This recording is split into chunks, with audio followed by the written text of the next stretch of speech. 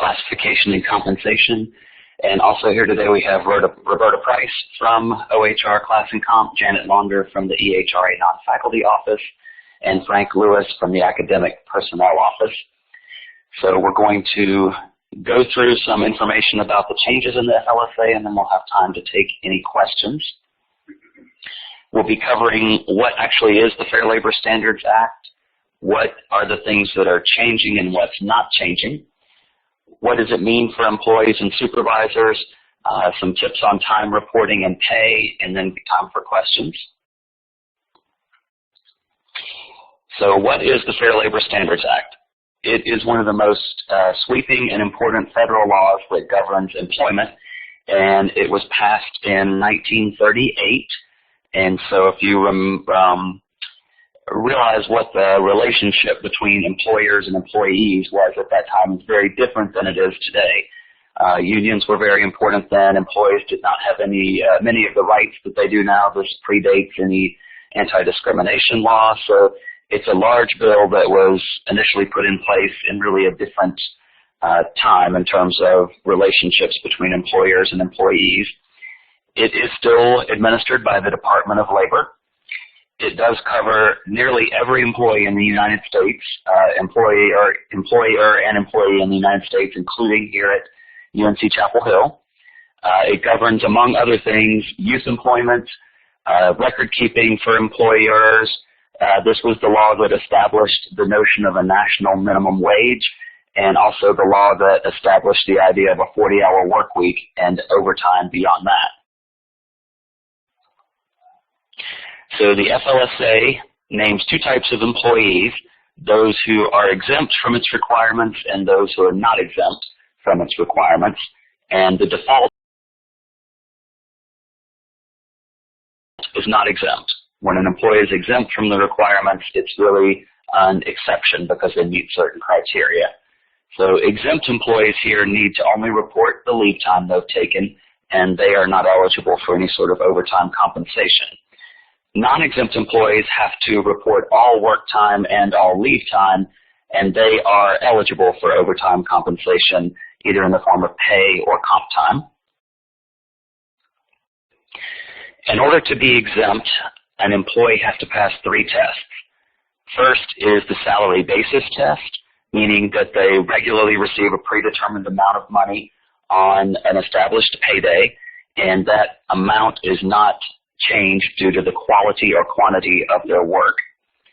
They also have to meet a salary level, which means they receive at least a minimum weekly amount of pay that's set forth by the Department of Labor, and that's regardless of their FTE or their work schedule. And third, they also have to pass a duties test, meaning that the work they do meets one of the Department of Labor's criteria for being exempt from overtime. So it's that second rule, the salary level test, that's really changing. Currently, the minimum salary for an employee to be exempt from any overtime requirements is $455 a week, which annualizes to $23,660. Beginning on December 1st, here in just a couple of weeks, that minimum salary is going to rise more than double to $913 a week, which annualizes to $47,476. Previously, the minimum was set using a national index. It's now based on the 40th percentile of full-time workers in the lowest wage census region, which is the South. Previously, the minimum was adjusted irregularly. It's been at $455 since 2004. Now it's going to be adjusted every 3 years with 150 days notice of what the new minimum rate is going to be.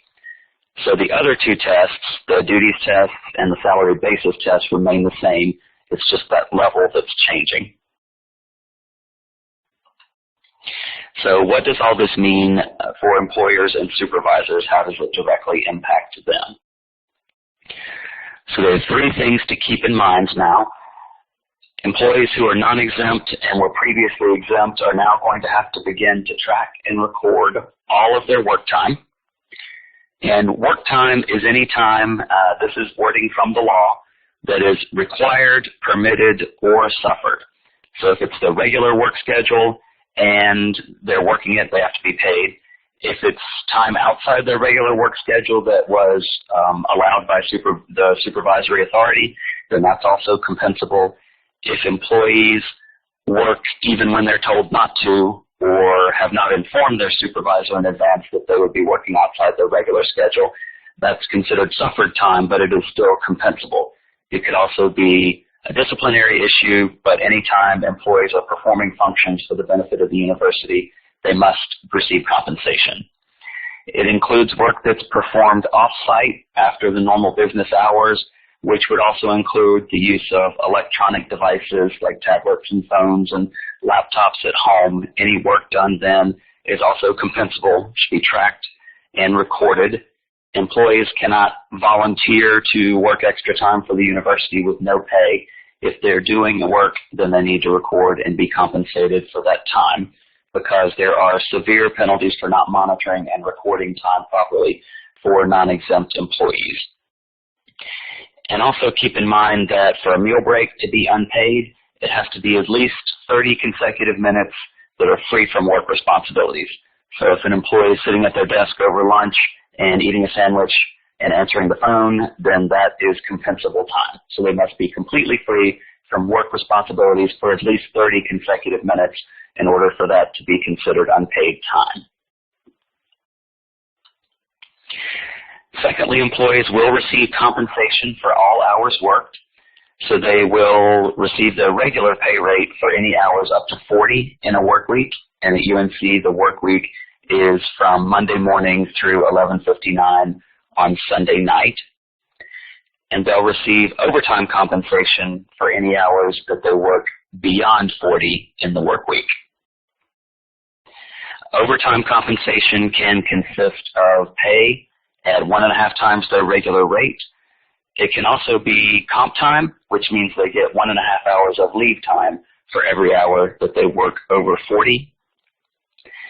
And compensatory time can be used for up to 1 year from the time that it's earned, and after that it must be paid out, so it is not lost for non-exempt employees.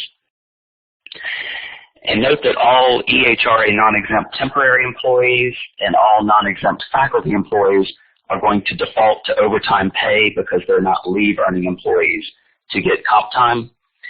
So all non-exempt SHRA and EHRA non-faculty permanent employees will default to the way their department is set in the time recording system, TIM, based on department number. So each department number has a default setting of either overtime or comp time, and that's how those employees will be compensated. We had a question in the audience of how you find out how that's defaulted. Your departmental HR office, or usually there's a TIM administrator, would be able to tell you how that's set.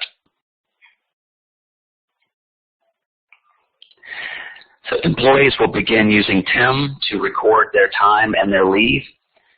So employees who are EHRA are paid monthly and will continue to be paid monthly even if they're moving from exempt to non-exempt. They will get a monthly time card view in the timekeeping system, and we'll show you what that looks like in just a minute. They are going to enter duration time, meaning the total hours that they work that day.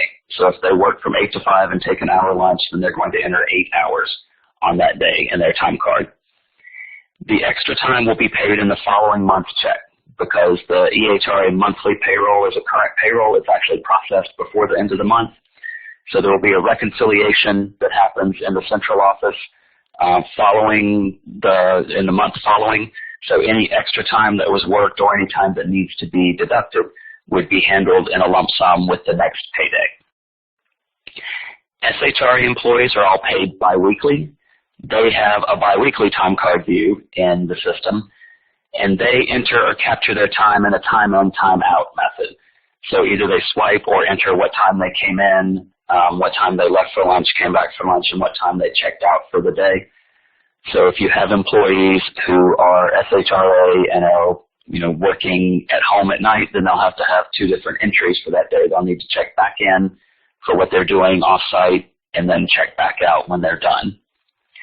Their regular and extra time is paid all in the same check on a 2-week lag, just as it is today. All right, so this is what the EHRA monthly time card looks like. You can see it set up in, if we scroll down, we'd see all 4 weeks. But you can see it's set up as weeks, but all 4 weeks are on the screen at the same time so that they can fill out the time card for the month, and they get all the days of the month in one view. And then this is what a biweekly time card looks like when you see all days for the 2-week pay period, and you can see that it has the in and out time on it as well. Whereas the monthly time card just has space to enter 1 entry for each date.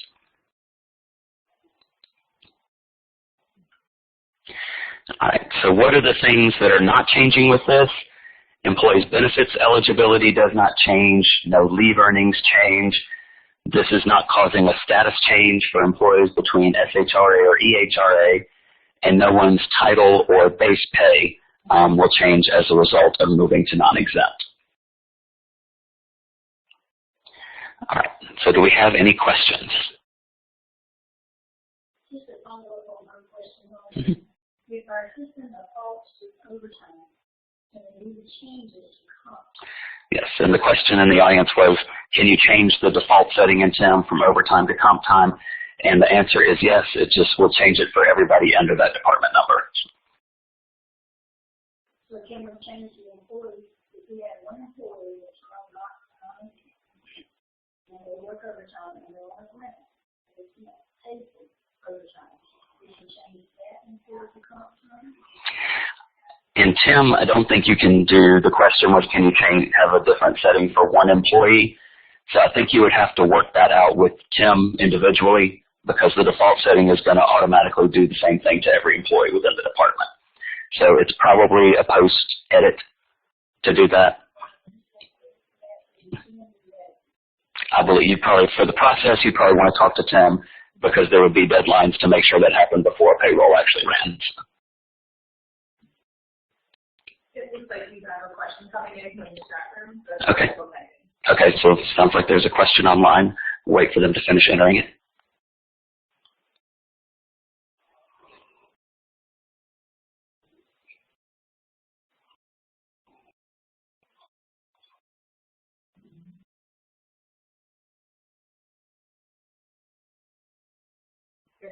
Okay. Stop typing. Okay. Any other questions? So this will be something we can send out if anybody needs to see it again later, or if you have questions, then you can contact the appropriate HR office. So Class and Comp for SHRA, the EHRA non-faculty office for those employees, and then the Academic Personnel office for any faculty members. Yes. So I know that there were a lot of competitions that you did bump up your base pay in order to not have to exemptions still be exempt.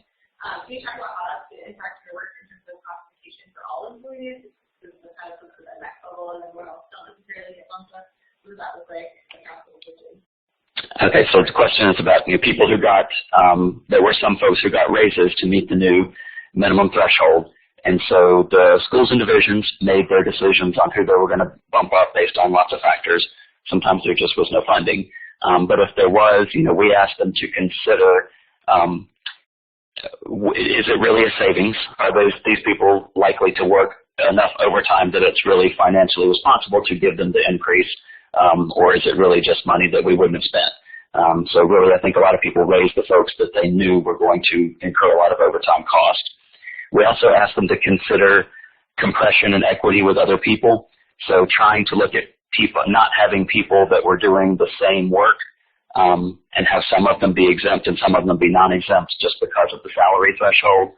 And then we also asked them to look at compression with other employees maybe at the next level up. Was this going to cause compression between subordinates and supervisors?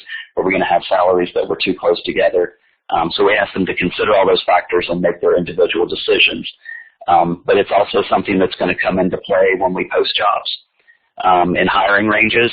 So there may be times when we post a job and we don't really know until we make a salary offer with a selected candidate whether it's going to be exempt or non-exempt, if it's going to cross that threshold or not. So it's going to impact that. And then that's also something in Class and Comp that we're going to have to look at when we're doing increases in the future. and setting base salaries as to how does this play into it, because the minimum was so low before that, it really didn't have that much impact unless there was an FTE change or something like that. But now it's going to be a consideration basically on every action that we do. Did I answer the question there? Okay.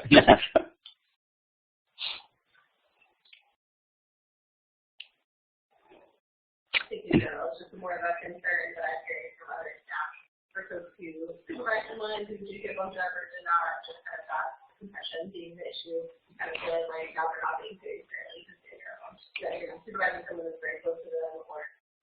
Right, yeah, and I think that's, one of the unintended consequences of this law is that, I think the financial part of it is probably what weighs the heaviest. We had people, who were bumped up and maybe close to their supervisor, but had you left them non-exempt and they earned a bunch of overtime, they could have actually ended up taking home more money than their supervisor. So I think that was a consideration that played into it too. So. But I think we'll see a ripple effect from it for a long time to come as people sort of try to realign with this circumstance in mind.